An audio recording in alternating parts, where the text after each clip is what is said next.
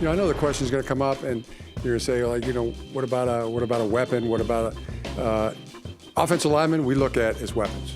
That group, when we talk about attacking, and we talk about attacking on offense, offensive line is the tip of the spear. Jim Harbaugh at the league meetings in March went on and on about the importance of offensive line. And look, offensive linemen get overlooked all the time. When they're doing their job, we don't pay attention to them. They're only noticeable when they're not doing their job. You need an offensive line that can get it done so everybody else can do the things that everyone loves to see. Running the ball, throwing the ball, catching the ball, scoring touchdowns, winning games. And Joe Alt, a mountain of a man with an NFL pedigree, with a brother who played in the NHL, and I interviewed him last week. He learned some things from his brother that he could translate to professional football, although he's not going to be out there literally with the weapon that is a hockey stick. That would probably be a violation of the rules. But still, Alt was the guy that the Chargers wanted. I mentioned earlier they had opportunity to trade down. Harbaugh wanted to stay firm and take Alt and improve that offensive line. Yeah, and I think it fits to what Jim Harbaugh is trying to do. He wants to be able to be a physical football team, wants to be able to run the ball. So I think for the Chargers, and I think especially he knows what he's walking into. He's walking into a team that over the last few years, all we've talked about is they don't run the ball enough. They got to run the ball. So he's letting people know, like, hey, we're going to go get Joe Alt. And I think they're going to continue to push towards having a stronger run game that helps ultimately Justin Herbert. So, Alt seemed like one of those guys. I think you just said it.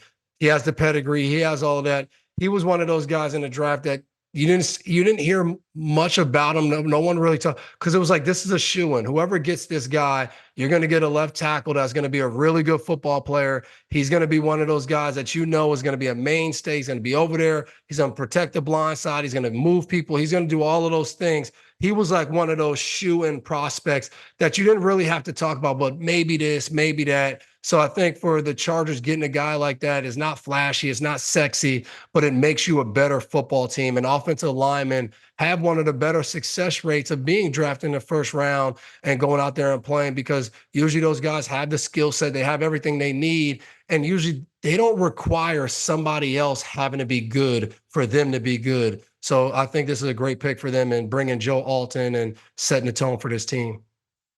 And that's the key, high success rate. And where else do you find great offensive linemen? They are hard to find. Top of the draft, especially tackles, is where you look. 6 tackles taken in the first 20 picks.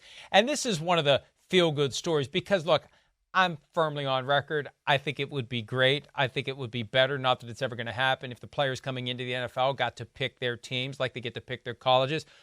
Troy Fautanu of the University of Washington ended up with the Pittsburgh Steelers, the team that he grew up rooting for. Favorite player, Troy Polamalu, as he was growing up, and this is going to help the Pittsburgh Steelers. Awesome.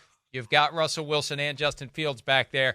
Need that offensive line to be better, and they devote the pick to a tackle. Let's take a break. We're going to wrap things up right after this.